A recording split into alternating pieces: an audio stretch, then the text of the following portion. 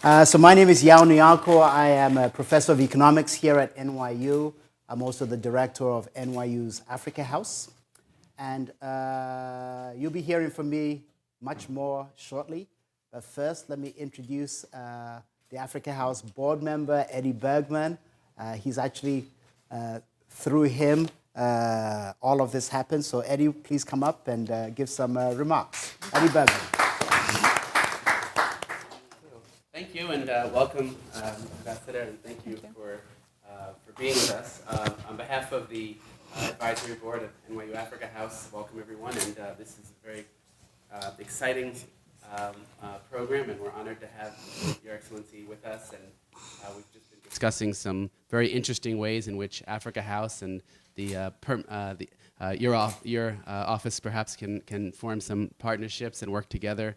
Will, of course, be sharing more on that, but I just wanted to welcome you, and I have the honor of serving as a Goodwill Ambassador for NAPAD after 10 years of running the Africa Travel Association, which had forged an alliance with Africa House, and we had done some very interesting programs together, and it was through that we had this dinner event, and we all sat together, and Yao had extended an invitation, and it's wonderful that you've accepted, and that this will hopefully only be the first of many events and programs that can come from this. So welcome, and thank you, Yao, and Your Excellency, thank you for being with us. Thank you so much. So I'm just going to do a quick introduction, and I'm going to ask Her Excellency to come up. We're going to have with us the permanent observer of the African Union to the United Nations. Her mandate is to represent the AU, African Union, at the UN, as well as develop, maintain constructive and productive relationships between the AU and member states who happen to be in New York. Prior to her appointment, she was senior special advisor to the ECOWAS Commission. ECOWAS, as you know, is the Economic Community for West Africa. I'm from Ghana, so it's a very big deal for us in West Africa. Her career spans over 2 decades with a focus on peace, security, socio-economic development, regional integration, organizational development, and project management, both in the public and private sector. Her academic background is in peace, security, development, and conflict transformation. This is from the University of Innsbruck. She was the responsible management and sustainable economic development. This is at the UN University for Peace, Costa Rica, and business communication at the European University in Switzerland. She's also the founder of the Like Minds Project. We're going to hear about that later on, a nonprofit organization working with vulnerable communities in Nigeria. She's an Eisenhower Fellow and was further honored about a year or two ago with the ExxonMobil Distinguished Fellow Award. This is 2017. So without further ado, big round of applause, and I'd like to invite the Ambassador Fatima Kyari Mohammed to please come up and take a seat. Thank you. Thank you. Hi, everyone. Okay, so we'll get the show rolling, and I think I'm going to begin by just asking Her Excellency just to tell us a little bit about herself, okay? Who is she? What motivates her? Maybe a little bit about what she does, okay? So my name is Fatima, and I'm basically the representative of the African Union here to the UN. I've been in this position for the past year now. It's been exactly a year in March, actually, end of February, beginning of March. And my responsibilities principally focus on, as you mentioned, first there's a representational role, representing the AU here, but also coordinating the 54 plus 1, and I'll explain that to you in a moment, member states of the African Union that are here in New York and representatives to the UN. I say 54 plus 1 because it's 54 that are representatives to the UN, but one is a member state that's not recognized yet as a representative to the UN. As far as my background is concerned, I'm from northeast Nigeria, Borno State specifically. This is an area that has become a bit infamous in the last few years. Many people hear Boko Haram and Borno State, and that's what they're thinking about. But it's an area where I grew up, where it was extremely peaceful. I remember going back, looking forward to going back over the summers. You slept with your doors open. It was very community-oriented. And today it's become one of the most tragic zones, unfortunately, in our that the world is talking about. So what motivates me really is to, especially having experienced this transition from coming from a place where it was very peaceful, very community-oriented, to see it transform to what it's become today. It motivates me, to do more of what I need to do within the realm that I'm currently working, to ensure that other communities don't go through what my community is currently going through. So I'm happy to talk a little bit more about that later on, if you'd like, and answer any questions. Okay, so let me just move right along.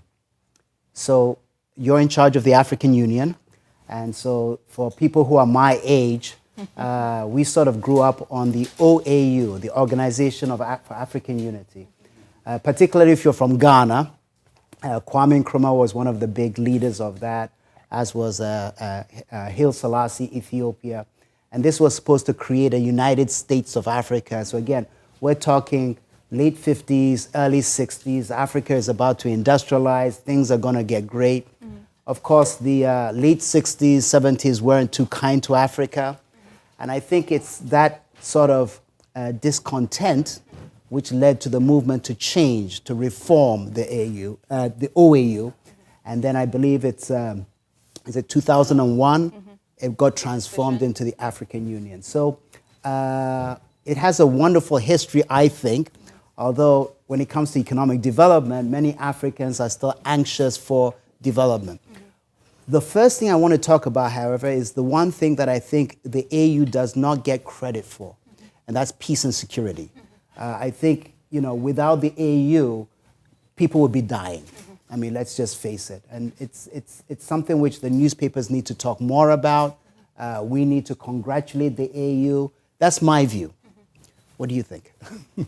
Well, I'm really glad that your view is very positive. Great. And I totally agree with you, not because I represent the organization, but also because, the evolution we've seen and the role that the AU has been playing in a number of conflict areas on the continent. As you know, our peace and security architecture, known as the APSA, the African Peace and Security Architecture, is structured in such a way that there are various decision-making bodies, where the commission itself, which I represent, facilitates the Peace and Security Council, which is made up of 15 member states currently. There's also the panel of the WISE, and a number of other organs that we kind of coordinate through the Peace and Security Department. And basically, the Peace and Security Council remains the main body that is the decision-making body of the African Union. So today, there are a number of conflicts on the continent, as we know. But before they even become full-blown conflicts, there are a number of processes in place and structures or systems that we have in place in order for our member states to take decisions on how to either intervene, facilitate, or engage with the global community in order to address some of the issues. So as you can imagine, being here in New York at the UN, despite the fact that we have a very broad agenda, 70% of my work is focused on peace and security and political affairs issues because it's the reality of our continent, unfortunately, but also even where the Security Council is concerned, 60-70% of their work is focused on the African continent. So a lot of engagements, a lot of work with the Security Council, but also the UN Secretariat, where we have to work with the key departments. Well, now it's become one department. At that time, it was Political Affairs in DPKO, the Department for Peacekeeping, but now it's become DPPA, where we engage with them on a regular basis to be able to find solutions to some of our global issues in continental complex. Okay. Do you want to just to probe that a little bit more? Do you want to give us an example? Is there any one country that you're thinking of that either you've spent a lot of time on, or that you can just tell the folks here about some of the successes? Because again, when we hear of Africa, it's usually a situation where somebody's coming to rescue Africa, you know, bring in the troops, okay? Yeah. Or some terrorist thing happening and that gets splashed over CNN. Yeah. But on the ground, there are many success stories. There are. And so do you want to tell us about any one of them? What have you been working on recently or anything that, you know, comes to mind? Yeah. So your question is on two levels. As far as recently is concerned, as you all know, it changes from day to day, right? So today we're talking about Libya. Yesterday it was Sudan and DRC, Central African Republic. It moves so fast, it's so dynamic, and the issues are quite broad. But just to go back to your direct question about success stories, I think one of the most recent ones we can look at is Madagascar, for example, with the political situation where the AU was able to intervene. There was a lot of preventive diplomacy that took place. We had the special envoy that was there. We worked very closely with the UN. And you didn't ask me this question, but I'll just kind of respond globally about, you know, our relations with the UN and how important it is and how this actually helps with the successes on the continent. Currently, the AU and the UN have a very strong relationship. I don't think it's ever been better. And you can give credit to the leadership of the two organizations for that. The Secretary General and the Chairperson of the Commission have a very good working relationship. They have a very good understanding of what needs to be done. And the SG has repeated over and over again in any platform he has, any opportunity, about how we simply cannot do it without Africa. We can't take decisions on behalf of Africa, and we must engage with the African Union in order to address some of the issues, which are global issues. You know, there's this phrase which I don't particularly like hearing, African solutions for African problems, quote unquote. For me, when I hear that, I say, but are they our problems, really? Many of these problems are not problems that we created for ourselves. These are global challenges for the most part, especially when we talk about peacekeeping issues. And the solutions, where being a global community, solutions should come from within, but with support from the broader global community. And so this engagement with the UN and this strengthening of the relationship has helped in basically proving that we live in a global world. We must work together. This current challenge that we're having with multilateralism and this wave of looking inwards and nationalism and fear of the other and all of that is happening in our world today is something that we have to be very concerned about, because we are all interconnected. And so therefore, you know, like I said, Madagascar, going back to examples, Madagascar is a very good example where it has worked, where preventive diplomacy has worked, and they've been able to hold elections and have a transition that has not created any kind of negative, hasn't had a negative impact on the country, and we're following it very closely. Another older example that I can give is also the Gambia. Where elections took place. It was a very difficult situation. Eventually, and we have to give credit to ECOWAS here for taking the leadership, but with the support of the AU and the broader global community, and where we were able to, the country was able to transition from, the situation that it was in. And today it has a democratic government. It's transitioning. It's focusing on the development of the country. And unfortunately, a lot of these situations where we're not able to address them quickly is a distraction, right, for development, which is essential for the continent. So, conflict situations, you're distracted, all your resources are focusing on putting out the fires, and then you're not able to focus on the development of the country, whether it's roads, whether it's education, whether it's health, the essentials that we need for populations to move forward. Okay. So let me ask you some things, and again, this is apropos of, I'm just beginning with the things that appear in the media, and then we'll come to some other things in a second. But so one of the things that you'll hear a lot in the media are all the Africans going across the Sahara into Europe. Yeah. And so does your work impact any of that, or is there any connection with crisis, conflict? So I know that the European countries, if you were to tell them that you can find a way to stop that flow, they'll pour billions of dollars on you, right? I mean, because that's what they care about, right? So I don't know, so there's this joke about two homeless people in the UK, all right? And one of them has lots and lots and lots of money in front of their signboard, and the other one has almost no money in front of their signboard. And after a while, they ask, how come you got so much money? And so this person's signboard says something like, I just need another 10 pounds or another 100 pounds, and I'll go back to my home country. He gets all the money. The one who said the usual things, I'm hungry, I'm this, absolutely nothing. So again, I'm just touching on your, this sense of xenophobia that's come across the world. And I'm just connecting it to migration out of Africa, because that's what you see in the media all the time. Any comments on that? Is there any work that the AU is doing on that? Or does it have something to do with conflict? No, absolutely, we are. It's one of our main priorities, and actually this year is our theme of the year. So every year we have a theme, and this year's theme is on returnees, refugees, and internally displaced persons. So focusing on the issue of migration. But I have to say this before I go on. There's this huge misconception when it comes to migration. Everything that you described now is probably, everybody in this room will probably agree with you, right? And the broader community, because this is the narrative that is projected. But if you look at the statistics, and this is where data is important, especially for those of you who are researchers and students and all of that, look into the data. What does the data say?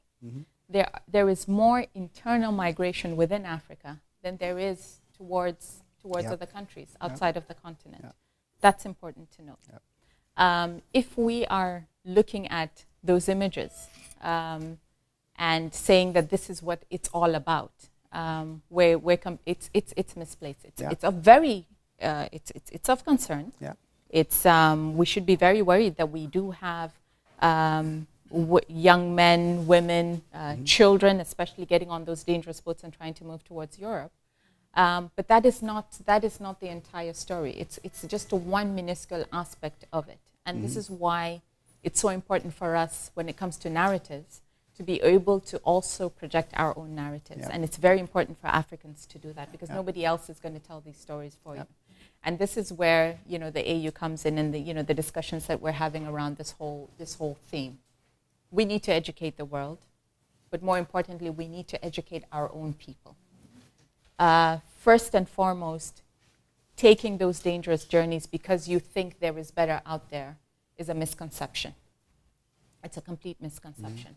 But because what is projected that is out there is always the positive and not necessarily the negative. And what is projected inwards is always the negative and not necessarily the positive. We need to be able to change the way we think and change the way we project ourselves. That's one. Secondly, the second layer, I think, is about the whole issue about development and opportunities. There are opportunities for young people on our continent. There aren't enough opportunities in order to curb the wave of migration, and I'm talking more within the continent.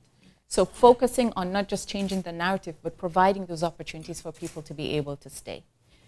Most of the people that you see getting on those boats are not the ones that have opportunities for education, opportunities for being able to develop their own businesses or get jobs on the continent.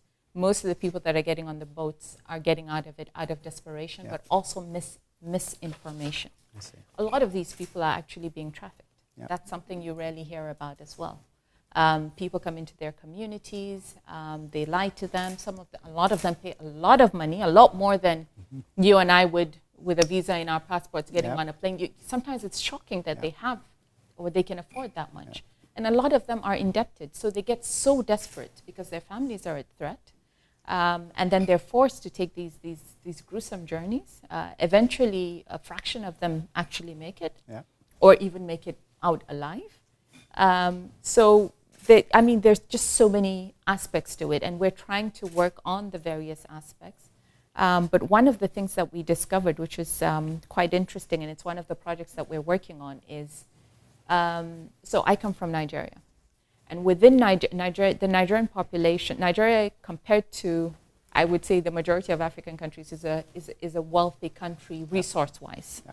But there are challenges, and the challenges have to do with the equality gaps. There's a huge inequality between the haves and the have-nots, and we have to focus on how we can build the middle class. And so you have people graduating, not getting jobs, getting desperate, and eventually looking for opportunities, any opportunity to just get out because they have the capacity to do a lot more and they know they can do more. But we have a huge problem. Partially it's because of our numbers as well. People forget that we're probably a fifth or a sixth of the continent. So every 1 in 6 Nigerians is actually Africans is actually a Nigerian. So if you take a tiny fraction and you say those numbers are the ones that are migrating, when you look at the numbers vis-a-vis the population, it's not that large. That said, the risk is still there. Now, what tends to happen is there's a lot happening with different agencies that work with those that are migrating illegally, for lack of a better phrase, to bring them back and to also educate them about the dangers of these kind of journeys. But what tends to happen is when they come back, what are you providing for them? If they're leaving out of desperation, if they come back, they're coming back to the same situation. In some cases, even worse, because they are probably indebted. There are all sorts of problems, challenges that they have. So one of the projects we're working on now is looking at how we can support the returnees, people that are able to come back. What are we providing for them in order for them to be able to build their lives and do something for themselves? A lot of times these people are projected in a very negative light. Unfortunately, you end up out of desperation doing things that are not necessarily the most acceptable, right? But it's also out of desperation. But I don't think the bulk of this population inherently are bad people. They're just desperate people who found themselves in desperate situations. And unless you create a system where you're able to support, but also break those cycles of the mafias that are trafficking these people and convincing them to move on these desperate journeys and exploiting them, it's not going to be curbed. Okay. So in other words, migration should be managed. There's some good parts and there's some bad parts. Absolutely. It's part of the human DNA. We all move around. I mean, look at this country. It's built on immigration. Talking about human DNA, do you guys know that you're all Africans? Homo sapien 13,000 years ago, the Great Rift Valley, all of mankind as we know mankind today, was in Africa, alive. Absolutely. And then people walked out through the Rift Valley and became you guys, right? So you're all Africans, honorary Africans, right? We give them honorary citizenship here. Okay. So moving right along, you mentioned opportunities for people who come back. Do you want to speak a little bit to the economic development? I believe it's NEPAD which does most of that. So you want to tell us NEPAD, your relationship with it, and move a little bit into economic development? Sure. Yeah. Yeah. So NEPAD, as you know, is the new partnership for African development, and last year a decision was taken by the AU heads of state at the summit to transform NEPAD into the African Union Development Agency, AUDA. And this is basically in recognition, obviously, of the work that NEPAD is doing, but also out of the necessity for the AU to have its own development agency. So the work we're currently doing is working on the transition to see how this will actually, the transformation will actually take place. So we're working with a number of partners, including UNDP. And there are, a broad number of development initiatives currently taking place. Of course, there's representation in all of the member states for the most part. And I must say this, as much as we look at the AU from the perspective, the broader continental perspective, development itself and the basics for development of every country lies with the individual member states. And what we do is facilitate, so providing this broader framework on what is required, what is Agenda 2063? This is our broader development strategy for the continent. It's our 50-year broad development strategy. What are the areas that are a priority for us? How does this link us to the Sustainable Development Goals, which is, they're very much aligned. And we're looking at, all the areas from education to health to infrastructure, youth, you name it. Aligning those, setting clear objectives for us as a continent, and then ensuring that our national development plans are linked to this broader strategy, so that if country A is doing something on health, from year to year, what have you been able to achieve within the health sector? What have you been able to achieve within the education sector? For us to be able to monitor the developments that are going on, and where we're able to facilitate some of these priorities, then the AU will do it. But the primary responsibility still remains with the individual countries. Okay. Let me ask you, just staying on that theme, and so I'm going to give you a little bit of, put you on the spot to talk on behalf of Nigeria.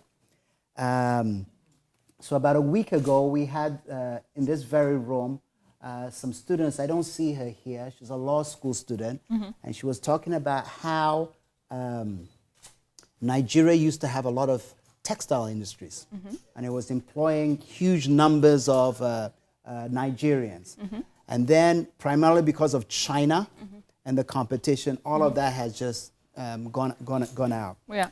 And so there's a move around to try and get industrialization back. And in particular, I think there's a move for the, what is it called? The Continental Free Trade Area. All African countries want to get into it so that when you set up an industry, you can easily sell your textiles across West Africa, across all of Africa. So many countries are trying to push this forward, but Nigeria says no. Why? Well, that is putting me on the spot because I don't speak for Nigeria. I don't speak for Nigeria. I speak for the continent.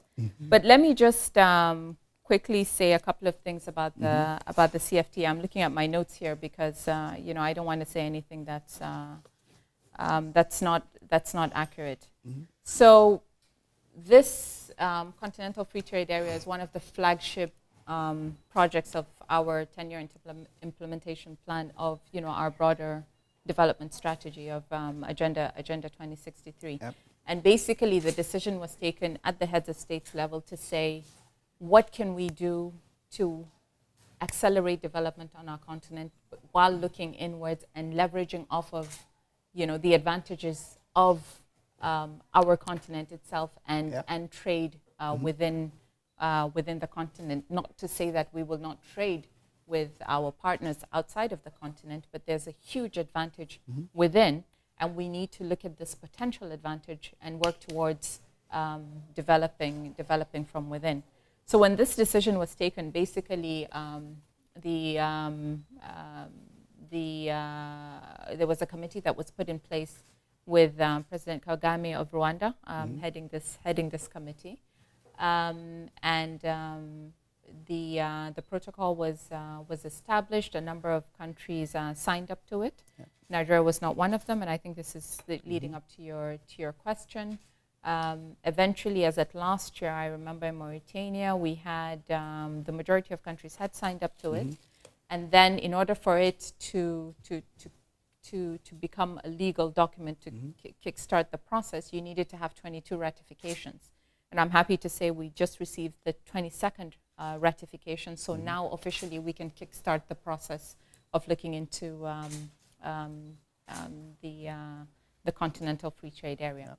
Now, where Nigeria is concerned, and one of the reasons why everybody's kind of looking at Nigeria is, this is the big economic powerhouse of Africa. Yep. Why isn't it on board? What are the concerns, and so on and so forth. But the reality of it is, as far as I know, it's not that Nigeria is not on board. It's just that because you're dealing with a huge machine that has a number of layers, including the private sector organizations, the Manufacturing Association of Nigeria, for example, and a number of other private sector organizations that this process will affect, have to take internal decisions on how. We need to look at the how. And so there was hesitation because there needed to be consultations inwards. So what the country did was they had an internal consultation process. And I know that the outcomes, recommendations have now been submitted. So the feedback we've gotten is that it is not that they are not going to be on board, but they are going through their own internal process in order to sign up to it. So I know it's going to happen eventually. They're just a bit slower than the others, but it's also understood. It's a process thing. All right. It's a process thing. Wonderful. We look forward to Nigeria signing up on this, okay? I look forward to it as well. All right. So, so expanding the free trade area, it's not quite trade, but expansion. I believe the African Union originally had 5 parts of Africa, 5 regions, north, south, east, west, and central, and then created a 6th, which is the diaspora. Okay, so those of you in the room of African descent, you are Africans in a different way, exactly. And you're in the 6th region of Africa as recognized by the AU. So what do you have to say to the people here who, and I think a week ago when we had our students, somebody presented work about how they're going back to Africa. They want to help businesses. People come into my office all the time about startups. They want to start some venture capital thing. And this is also the youth. These are the young people. They're going back with what they've learned here to create jobs. So what do you say to those people? How can they help? How can they help you? I think there's so many opportunities. Yep. There's so many opportunities. First of all, I have to say or recall that this in 2014, the UN General Assembly declared 2015 to 2024 as a decade of people of African descent. Yep. And there've been a number of activities linked to this decade, and this year also marks the 400th year since Exactly. Thank you for that. And there's also a memorial, if you haven't visited it yet, for victims of slavery, which is actually erected at the UN. And our office had a key role in played a key role in establishing that. So there are a number of activities along those lines, and we always encourage and try to engage with the diaspora. Yep. We actually have an office in Washington, D.C. that is the African Union representation to the United States. Our office is to the UN. And their mandate is to work with the diaspora. So they have a huge diaspora program currently with a number of different activities, and I'm happy to provide links and more information on what is happening. But there's a huge, we have this annual conference with the diaspora community, for example, where it's a huge platform for networking, but also to find out about opportunities to be able to engage both if you're of African descent, no matter how far back you go, right? Everybody exactly, African exactly. Here, so. or more of a recent diaspora. There's so many opportunities, so much to do. And because it's recognized as the sixth region as well, annually during the summits, we also have representation from the diaspora that are part of, that engage and are part of the summit. And so many opportunities, so much to be done. And you know, earlier we were talking about this issue about the brain drain, and what it actually means in today's world. And you know, the context, people say, okay, you know, there are a lot of young Africans coming to the United States to study. Half of them don't go back, and you know, we have this challenge of the brain drain. But the reality of it is, nowadays with technology, you don't physically need to be in a place in order for you to be able to contribute to the development of that place. There's so many opportunities.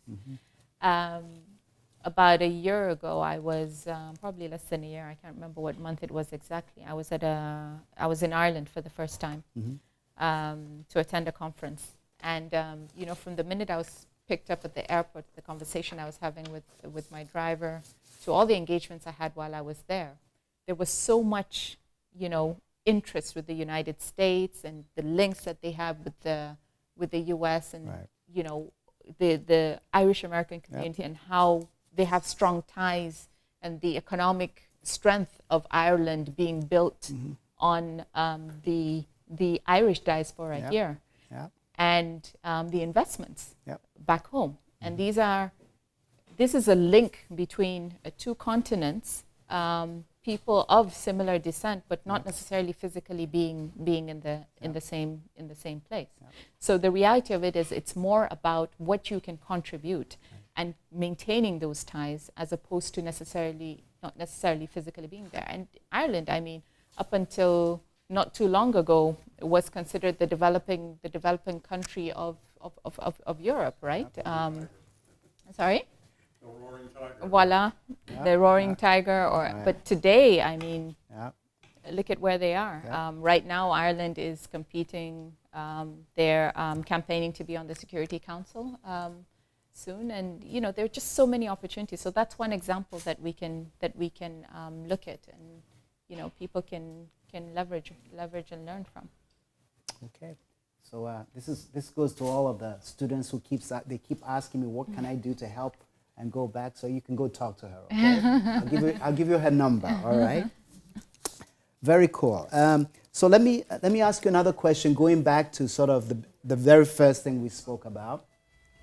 And as I said before, the independence leaders for Africa, all of them wanted one Africa. I mean, we're thinking of a United States of Africa. Again, this is late 50s, early 60s.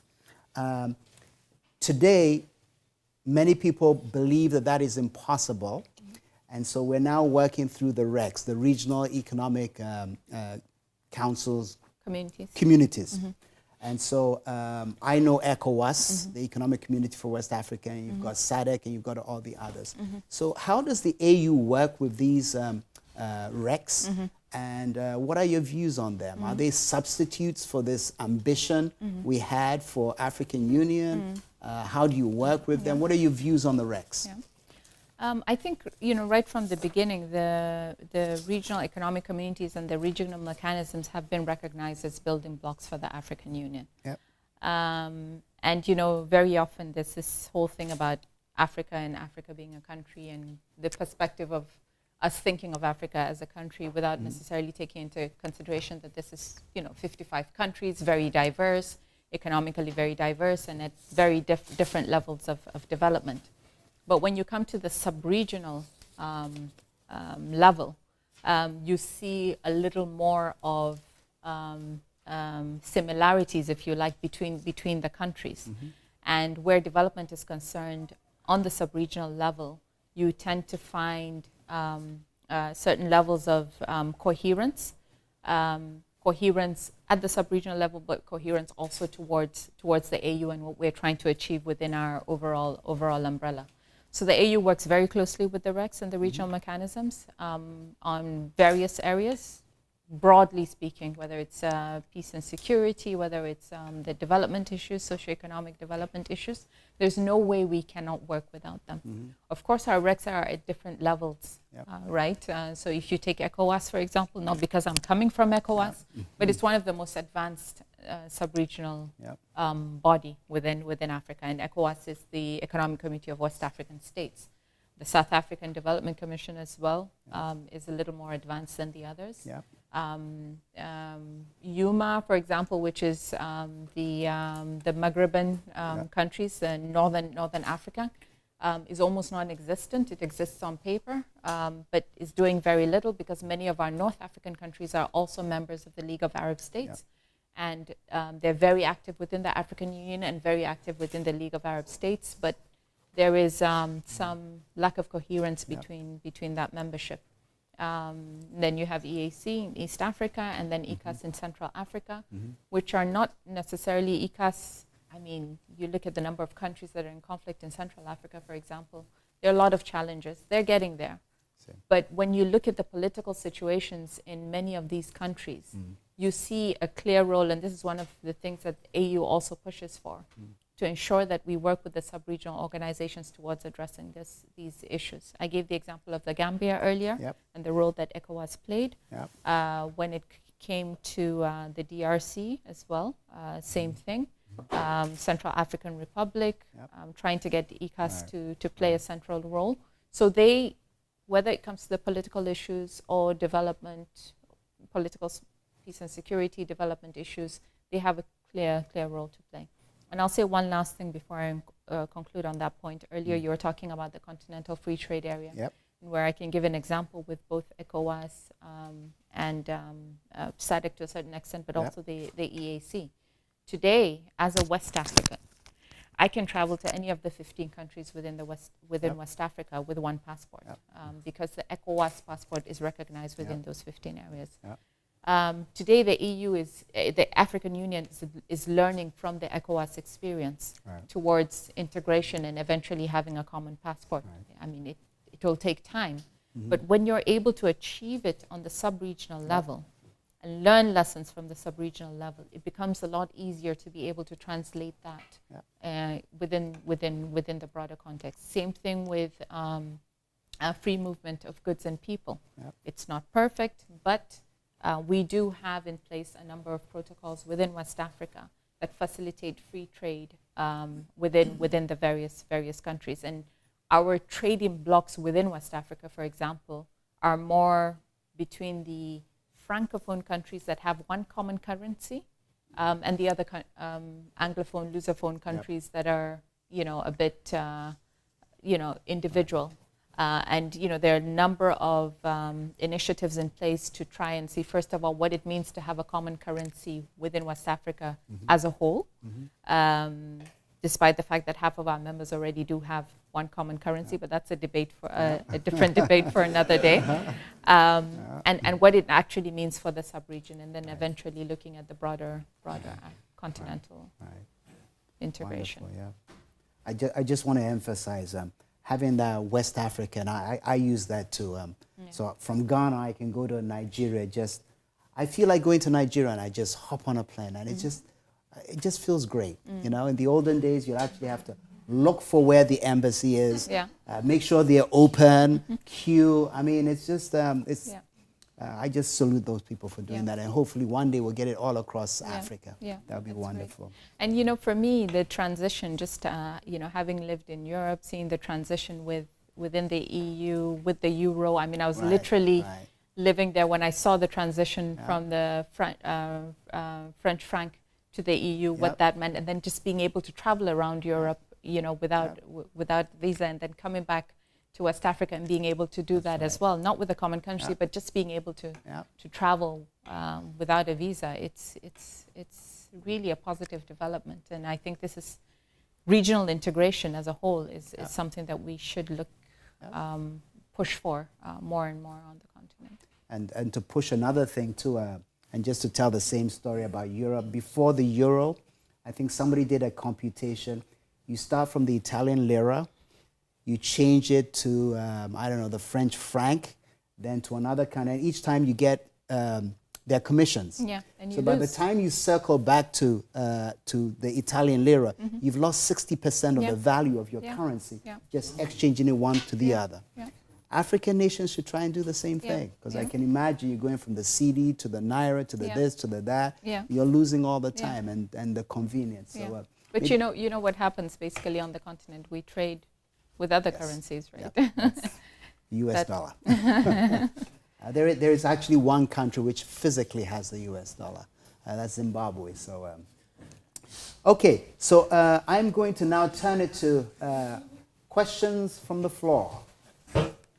And how should we do this? Should we take a few and then you answer them, or you want one Yeah, after the that other? would be, yeah, Okay. that's great. All right, so let's make it short and quick, and for Her Excellency. 1, 2, 3. All right.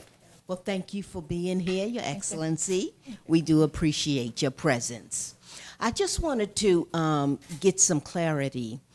You mentioned in the beginning of your sharing that where you were from was so beautiful and peaceful and harmonious, and it was a community.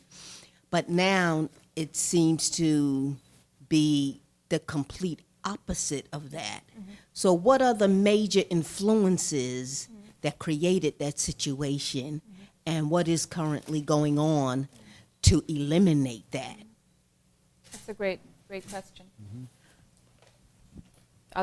Should I respond one at a time? Or? We could Yeah? respond. Okay, yeah. Great question. So I am from Borno State, which is in the northeast part of Nigeria, and it is basically part of the Lake Chad Basin area, which encompasses Nigeria, North Nigeria, Niger, Chad, and Cameroon. And if you'd followed the evolution of Boko Haram, which is a terrorist organization, I mean, they don't call themselves Boko Haram, but this is the label that has been given to them by Western media, if you like. It was a movement that started out as an initiative for political change, and then evolved into what it is today, which has become, let's just say we are impacted by the reality of global terrorism, if you like. But you know, fundamentally, there are a lot of perspectives from which, you know, we're looking at it. You have the political argument, you have the ideology argument, you have the social development perspective, where there are gaps, where there've been gaps, and these gaps have been going on for such a long time that when this movement started, they were speaking the language of the people who were basically pushing for change, and they were able to get quite a bit of sympathy, not realizing that they were getting themselves into a different ideology that has completely become violent. I mean, it's very difficult to describe it because there's so many facets to it. At one point, it was about ideology, and they were projecting themselves as fundamentalist fundamental Islamic movement, but then they were also killing both Christians and Muslims, right? And in fact, if you look at the statistics, and this is why I keep saying data is important, they've actually killed more Muslims than they have Christians because of the population in the area is predominantly Muslim. And it's created one of the worst humanitarian crises in the world. Currently over 2 million people displaced. I come from the capital, from the capital of that state. And what has happened is people from the state, the rural areas where they've been displaced, have kind of moved into the capital. And a lot of them are actually now, it's become one of the biggest IDP camps in the world. It's a very, very pathetic situation. So my nonprofit that Dr. Ya mentioned earlier works with these communities, and we do a lot of, we default got into humanitarian work, but now we're trying to focus more on the empowerment, because what has happened is a lot of young men to begin with, but a lot of young men as well have been killed or been kidnapped and forced to join the movement. It's either you join or you get killed. I call them a cult, basically. So a lot of women have become the breadwinners, and a lot of them are actually taking care of extended family and neighbors' kids and things like that. So you meet communities of women who are taking care of 10, 11, 15, 20 kids, half of which they knew from their neighborhoods and their communities, but now they have to take care of them. So you can feed them for a day, but eventually you have to empower them in order to ensure that they can take care of themselves in the long run, put their kids in school, and also try and address some of the trauma that they've gone through, because they've seen terrible, terrible things. So it's quite a pathetic situation. Is that anything the AU is involved in? Absolutely, Okay, absolutely. So through the Lake Chad Basin Commission and support from the EU, the African Union is supporting both from the development perspective, but also the peace and security perspective. And we have, the MNJTF, the Multinational Joint Task Force, which is made up of the armed forces from the 4 countries.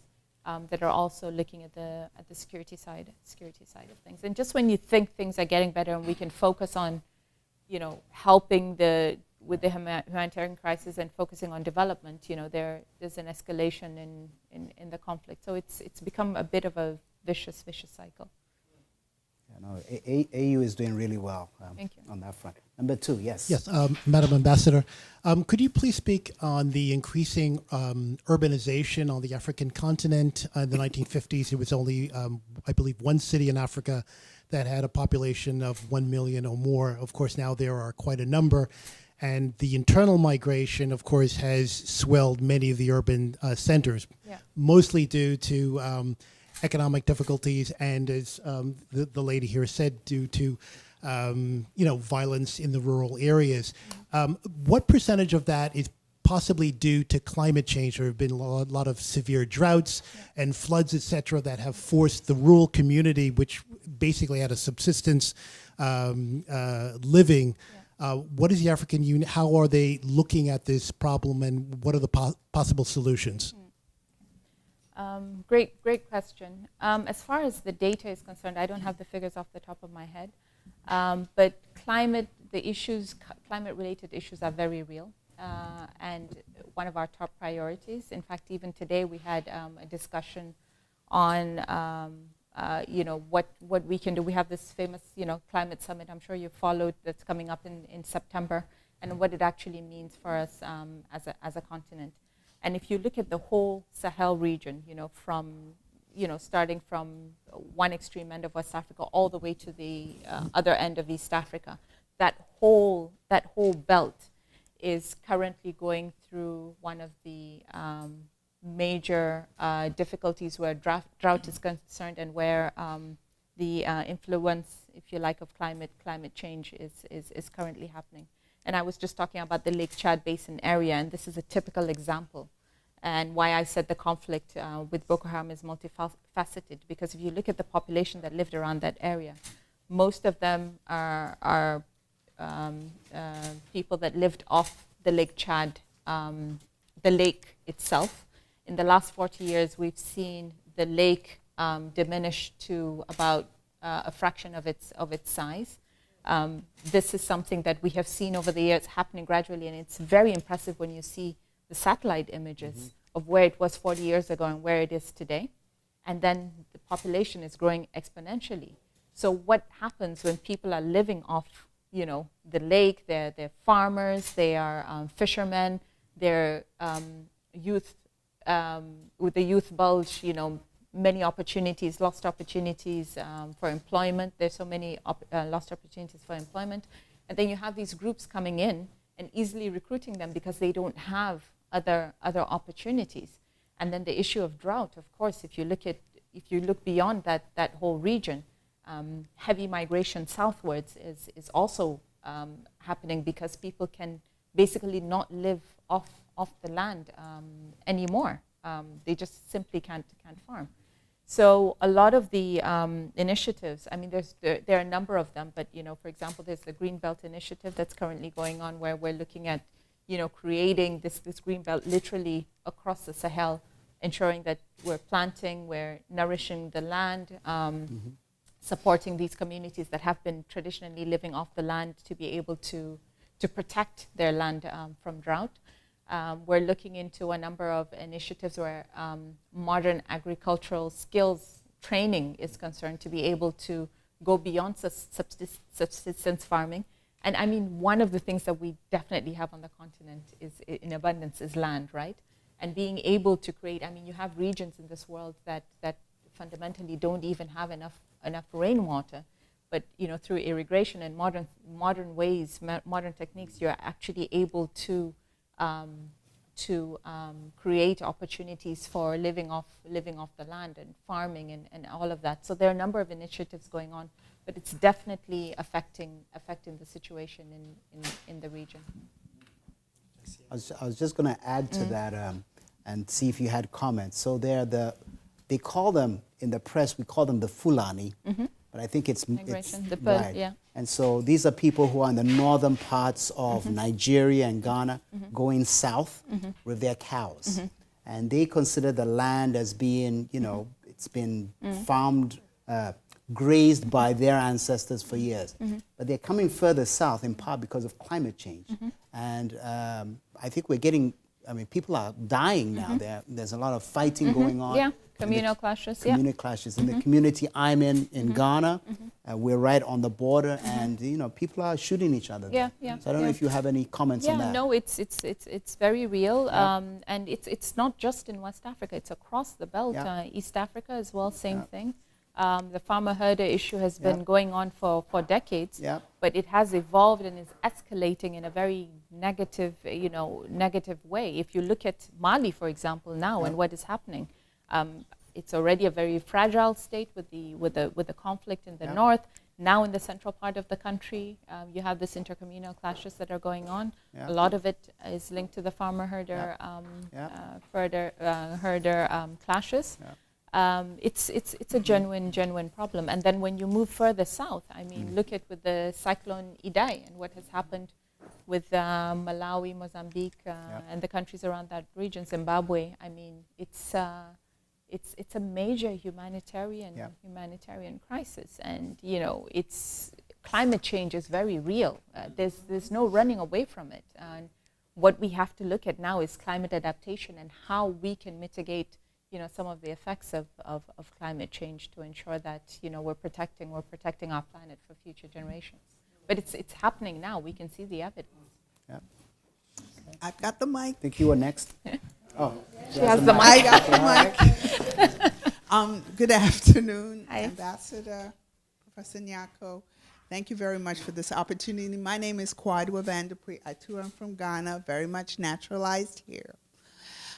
I have a couple of questions. One of them is, in terms of this being, we're halfway into the decade for people of African descent, and I participated in the UN Decade for Women and how Bella Abzug and WIDO organized a platform for action and had, benchmarks where we held our countries accountable. And I have heard so little from the continent, from the diaspora. All I have is these posters.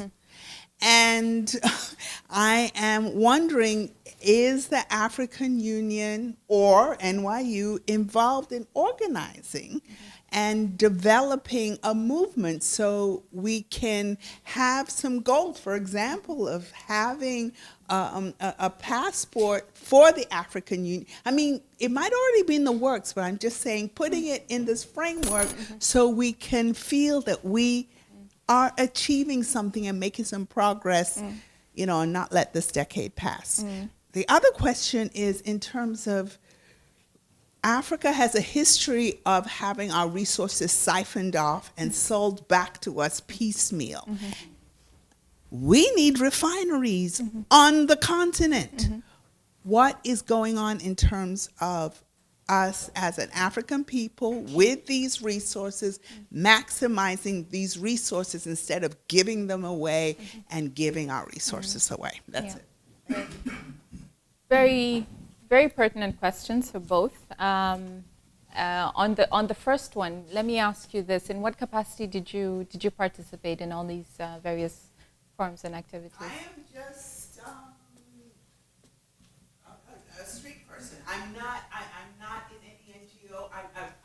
involved in the Commission on the Status of Women. I was part of an NGO, the Southern Women's Development Network, and we went to Beijing. But, you know, there's nothing to have traction. Yeah. So I'm looking for how do we get some traction. Okay, the reason I asked you that question is because, and this will be linked to my second question to you, because I'm throwing the question back at you. What are you doing about it, right? Because very often, you know, organizations such as the AU and the various platforms that are provided are there to facilitate. But it's our individual responsibility to also pick the nuggets and move forward with it, especially if you feel nothing is happening about it. So I think this is an opportunity for you to say, okay, look, I've been involved in this. I'm passionate about these issues. I have my tiny platform, no matter how small it is, two people who are keen. Let me tap into what exists and let's push this forward. Are we monitoring what is happening? As civil society has such power, but they don't realize how much power they have. And if you're able to look at your member states, you're able to look at your organizations, and you're able to say, okay, this is what you've promised us, but we're not seeing the dividends. You have the power to speak up and speak out and be able to push some of these things forward. So I would encourage you to find out, to tap into the networks that exist.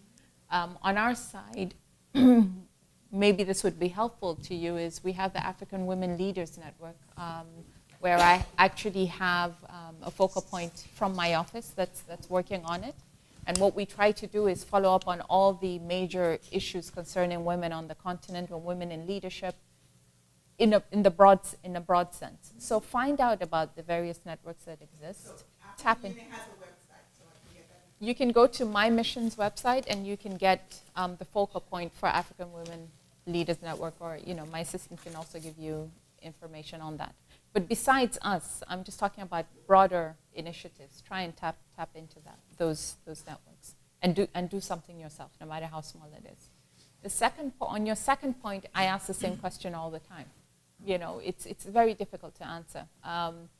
Very often I ask, would there be conflict on the continent if we had nothing? We're so abundant in resources, and this goes back to the whole narrative, right? Why is there so much conflict in Africa? Is it that we all hate each other and we want to keep killing each other? Or is it something else? Is Africa truly poor? It's a question that we have to ask ourselves, right? And why aren't we doing something to take advantage of the incredible amount of resources we have, starting with our people, our population? These are questions that we have to ask ourselves, and we also have to ask ourselves what we are individually doing about it as well, in addition to our various institutions and networks. Yeah. All right. Moderator. Okay. We're actually out of time, so very, very quick. Everybody very quick, okay? Yes, and the mic is here. After that, I'll bring it. All right, very quick. Very, very quickly, I worked with ECOWAS years ago, and one of the things that struck me was how incredibly good all the presidents of the region were when they were making speeches through ECOWAS. Yeah. They weren't sort of constrained by the politics of their home country. Mm-hmm. When they got back to wherever they came from, mm-hmm. It was much more difficult. And mm-hmm. I'm wondering to what extent it would be the empowering of the non-national governmental actors, if you will, would be helpful. What do you mean by non-national?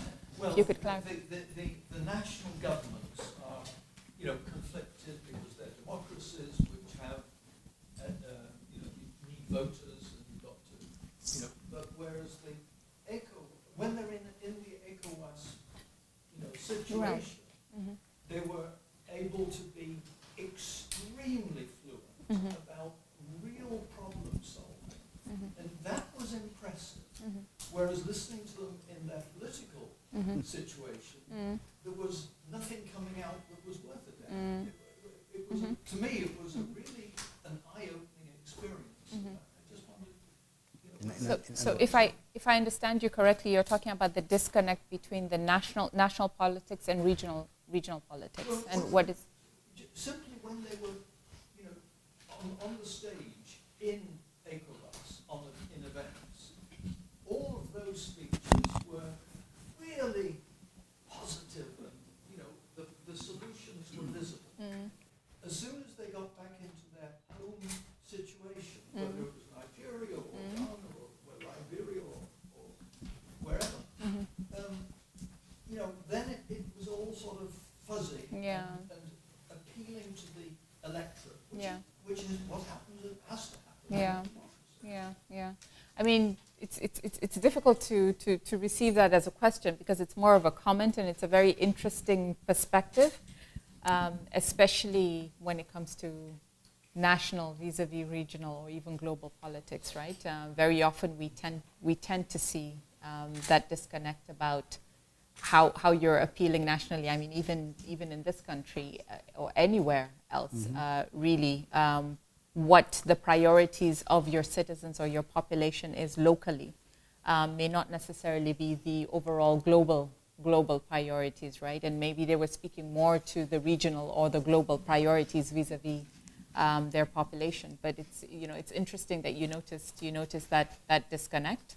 As far as what we can do is concerned, I mean, it's a bit difficult to respond because I think from country to country it's quite different, and the dynamics are also very, very different from country to country. But thank you for that contribution.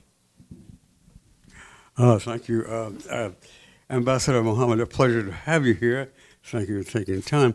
My question is this: do you surmise that the majority of countries in Africa are able to sustain themselves economically, or do they necessarily need partnerships with countries around the world to continue? It seems that is where it's at with major countries like China, India, the United States, the United Kingdom. Without these countries, it appears that many of the countries in Africa would just go bust. Would that be a solution? And therein prevent some of the major catastrophes that are taking place? The most straightforward way of answering that question for me is if Africa didn't have anything to offer, nobody would be talking to Africa.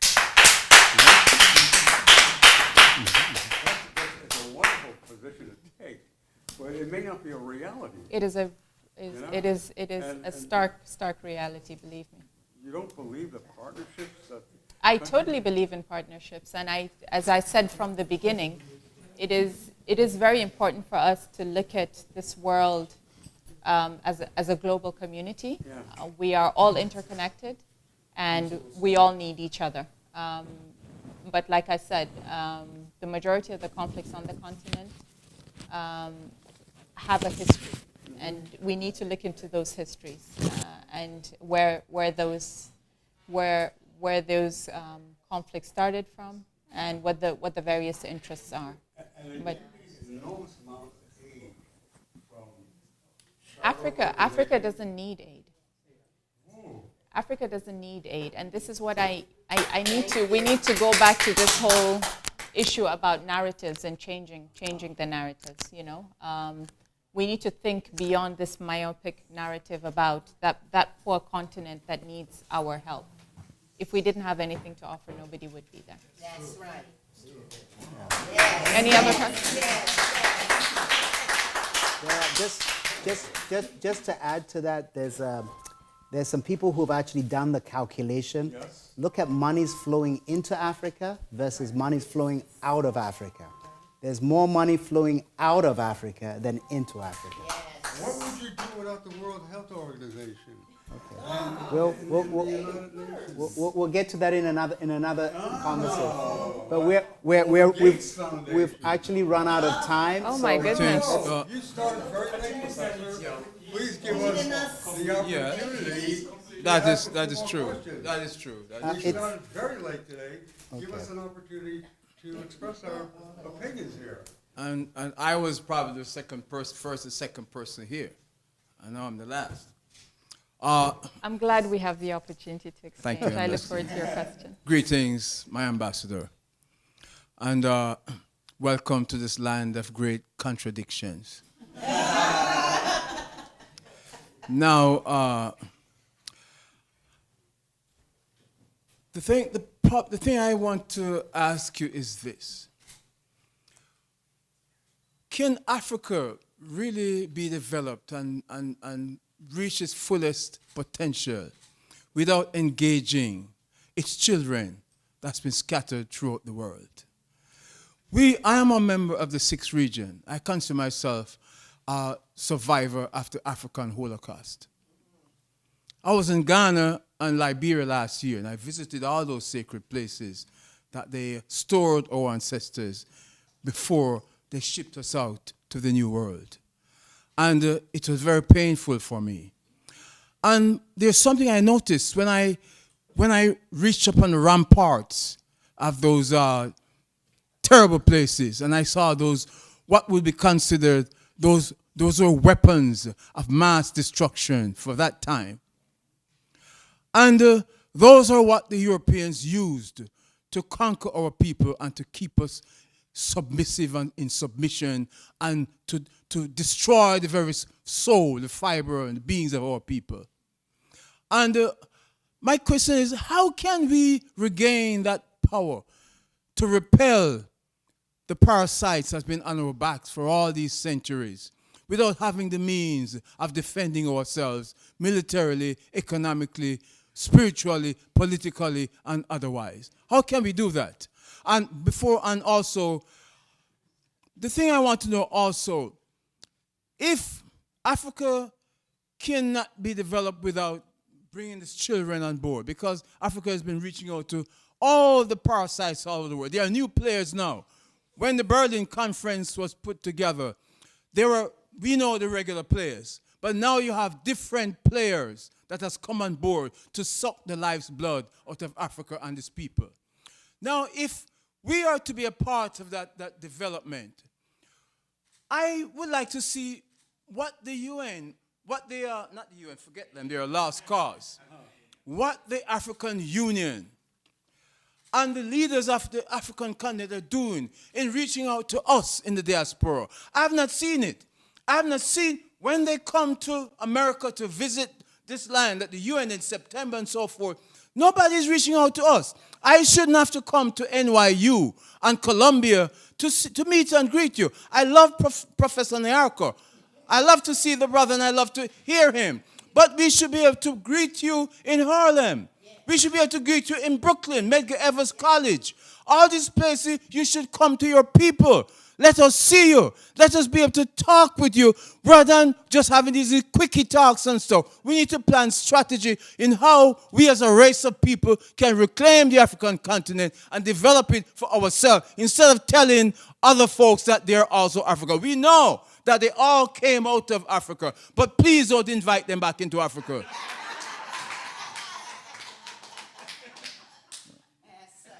So that is my question to you. Okay, yes, sir. Thank you. Yes, sir. Okay.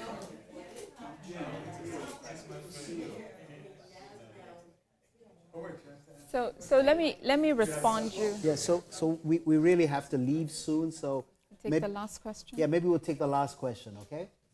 Okay. Ambassador, I'm delighted to meet you again. I'm also from Nigeria, by way of the United Kingdom. I'd like to go back to the issue of refugees and internally displaced persons, not just from the point of view of Nigeria, because I do realize it's a global issue on the African continent. Children refugees, their education seems to me to be extremely important and to ensure that they're not left behind. Now, what specifically is African Union doing as regards the education of refugee children and internally displaced children? Thank you very much. Okay, maybe I'll start with your question and then come back to you. So, excellent question and excellent point you've raised about the children, because I mean, it's very personal for me, and it's definitely one of the issues we're looking into. So currently, the Department for Political Affairs, which is actually responsible for this whole program and the theme of the year, is actually elaborating their roadmap, looking at specific activities and areas that they need to focus on. And definitely that is one of them, education. And you're absolutely right as far as the children are concerned, because if we do not make that a priority, there's no hope for them. As it is, they're living under extreme difficult circumstances. In addition to that, a lot of them have gone through extreme trauma, which also requires psychosocial support for them. But educating them, especially to ensure that they don't find themselves in the same situation that their parents have found themselves in. So it's definitely an issue that is on the table. Actually, this is even a piece of information for everyone who's interested. In a couple of weeks, we're going to have the Africa Dialogue Series here in New York. And the Africa Dialogue Series is actually organized by the Office of the Special Advisor on Africa, the UN Secretary General's advisor. And what she's done this year is basically decided to link what was traditionally the Africa Week to the theme of the year, to invite a number of actors to look at the entire theme globally. So all the various issues with all the various stakeholders, including the diaspora. So you're all invited. You can just go to the website and register and get your invites to come in. But very important to hear your voices in those forums. So if you do have the opportunity, please try and be there and raise these issues, because you will have all the stakeholders there. And this is an opportunity to say this is of concern and you must look into this and ensure that these ones are not being left behind. Very important point. Sir, just to go back quickly to your point, and I'll make it very brief. Reason why I'm here is because I was invited. You want me in Brooklyn? Invite me there. I'll be more than happy to engage. I think you've raised some pertinent points, and I think it's a debate for another day, but it's a whole debate on its own. But as far as opportunities are concerned, there's so much going on. And I'll just go back to the point I was making to my sister earlier about tapping into those opportunities. The networks, I mentioned the network of Diaspora here in the US that the office in Washington currently has under its mandate. All those activities that they are currently carrying out and networking the diaspora, tap into them. We also have to take responsibility individually, not to just say, what is somebody else doing, but what am I doing individually to ensure that we're able to tap into those networks and also contribute our part. I mentioned the 6th region and how they're also engaging with the summits. Representatives come to these summits and they also make their voices heard. So it is important to tap into these networks and raise your concerns at these various forums. But I'll be happy to engage at any time if you invite me. Can I have one of your colleagues? Sure. Definitely get one. I'm gonna. Okay, I think there's one last. Okay, Can so we take the last lady? Can I get you guys to do it very, very quickly? Yeah, we'll take the lady and then, there are 2 of them. All right, so please, quick. One line, go ahead. Oh, Go here. Okay. Yeah. Thank you, Ambassador, for being with us. I'm actually from Gambia, so we appreciate the timely intervention of AU, UN, and ECOWAS in the country. But my question is, there's a video going around, a speech given by the African Union ambassador in DC, where he was talking about the Berlin Conference and the relationship between the former colonialists and especially French-speaking countries. How does AU envision their relationship with former colonialists? For example, in France or England. You alluded to the fact that there's a French West African currency, with French-speaking countries in Africa and West Africa have a franc, but there's a lot of CFA. But there's a lot of conditionalities. First of all, most of their reserves apparently are stored in Paris.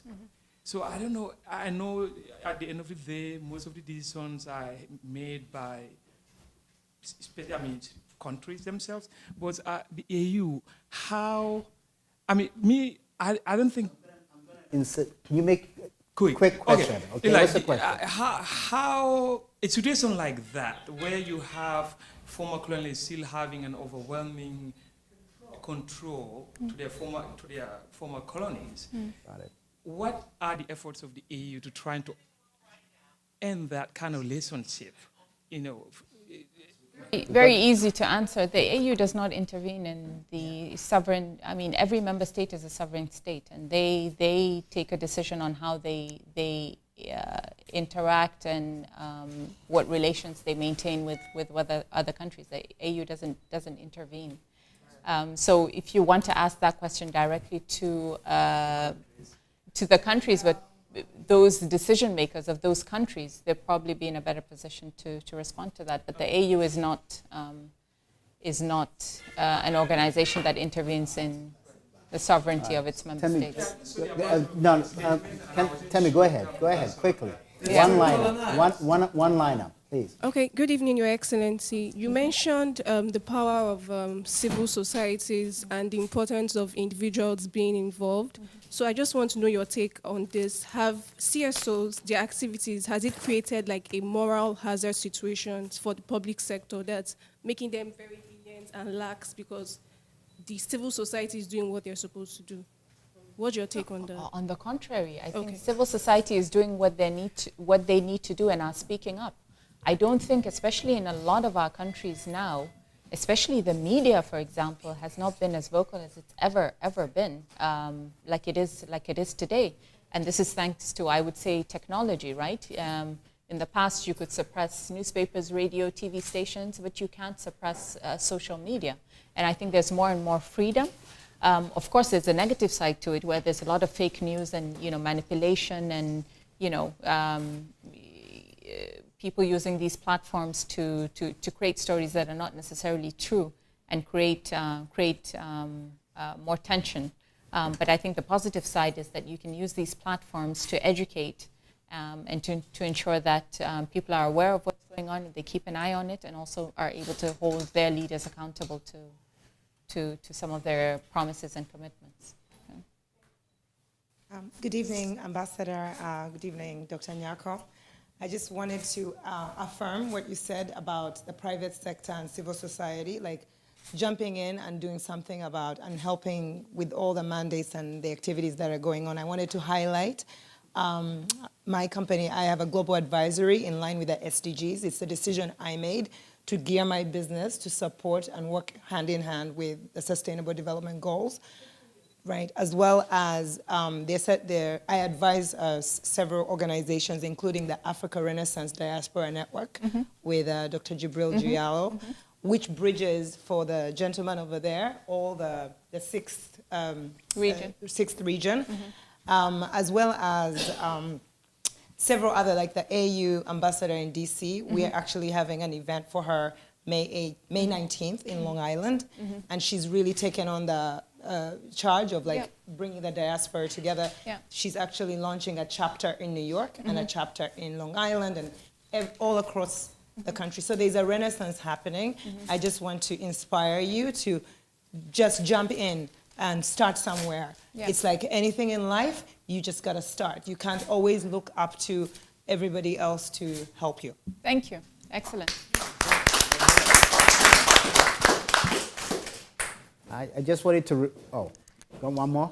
Okay, go for it. Thank you very much. My name is Maina. I just had a concern. We have talked lots of positive things about the African Union, and I just thought that we should mention something about the conflict resolution mechanisms used by the AU. We have seen about 3 decades of conflict in Somalia, almost a decade of conflict in Sudan, South Sudan, and lots of other things happening in Africa.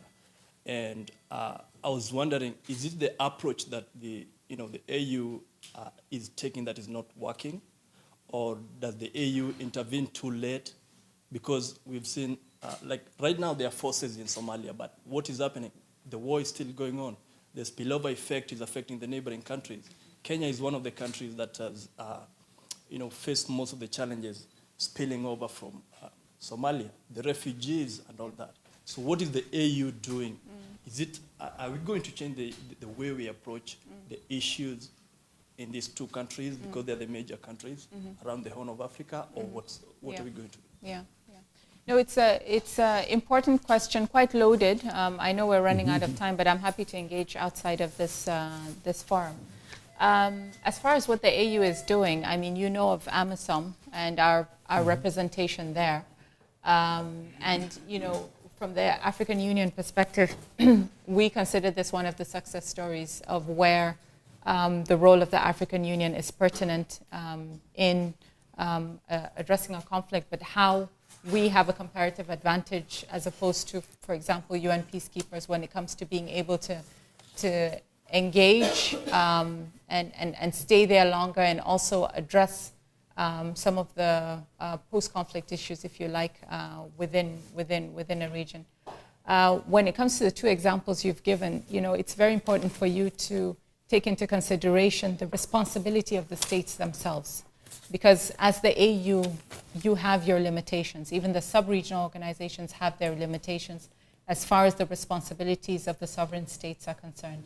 And unless the actors on the ground are ready to engage and are ready to move forward and are ready to respect some of the agreements that we have in place, or even respect AU frameworks, it's very difficult for you to make the kind of progress that you need to make in order to see a country transition out of conflict. So it's important to, you know, look at it from the perspective of shared responsibility. Obviously, our interest is that we're able to maintain peace within a country, but ensure as well that the neighboring countries, there's no spillover effect that affects all the, you know, the other countries within the region. But responsibility principally lies with each individual country. So with Darfur, for example, we have to work very closely with the Sudanese government on that, but we also have to work with international actors. On AMISOM, for example, in order for us to be able, for our peacekeepers to be able to stay there and ensure that there is a transition to a transitional government that has the right structures in place, because you can't just pull out of a post-conflict situation if the government itself doesn't have the right structures in place to be able to move forward and carry the country forward, right? So you have to look at security sector reform, you have to look at putting in all the various infrastructures, you know, schools, hospitals, the government establishments, all of that have to be in place, but the country has to have the capacity to do that. And we have to also have the resources to keep our presence there. And that's partially why we've come into this whole discussion. I don't know if you've been following it, and I don't want to bother you with the technicalities.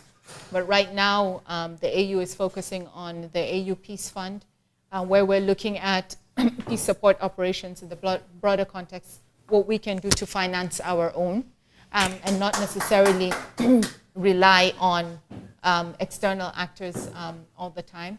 Last year, we had this whole discussion about this resolution that we were trying to pass at the Security Council, which was it was one of the most difficult times in my life, to be honest with you, going through how we can negotiate this resolution in order for us to be able to get the right kind of financing when we need it, with assessed contributions from the UN. So it's quite complicated. There's so many perspectives that you have to look at, but most importantly, also look at the responsibility of the individual states and the leaders of those countries as well, and don't just push blame to the AU and what we have in place, because we also have a limited capacity if those leaders are not ready to engage with us. Thank you. Yeah.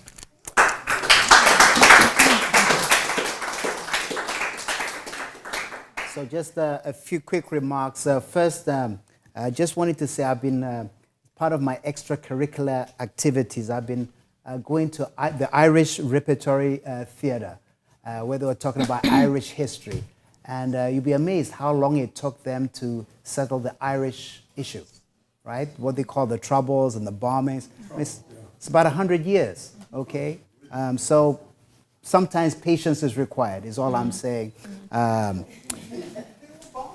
I also want to mention, in terms of, I think, the last but one speaker, I encourage you all to do whatever you can to forward things. It's very easy to complain. It's very easy to cast blame.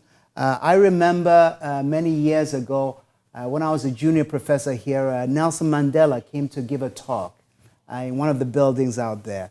And even then, he was kind of frail. And I just remember him saying, you know, we are all leaders in our own little area that we're in, okay? We can all do something. So I'd like to encourage you all, apropos of the previous speaker, wherever you are, whatever your passions are, do something. It's too easy to complain. It's too easy to say, this is the problem, that's the problem. The ambassador being here is because we had a dinner together. Eddie Bergman was at the dinner, and I stood up and I just said, Madam Ambassador, please come to NYU, okay? So I did my little thing in the little square that I'm in, and she said she was coming here. So I'm going to continue that. And in my little square here, the little influence I have here, I'm going to invite the ambassador to come again during the fall semester. Maybe we'll have an event with other ambassadors as well under your leadership. So I'm publicly inviting her to come a second time, okay? I can't say Round no, of right? applause for that, okay? So it's been a wonderful set of conversations. We have a reception across the road, and this has been a really nice fireside chat. I'm feeling warm with the fire over here. And so a big round of applause to Her Excellency. Thank you.